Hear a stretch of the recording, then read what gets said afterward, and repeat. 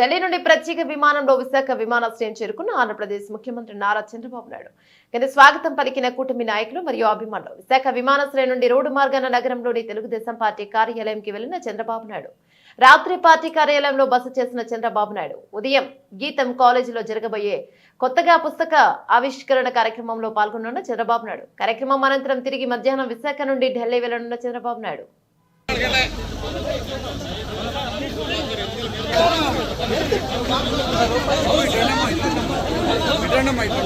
అట్లా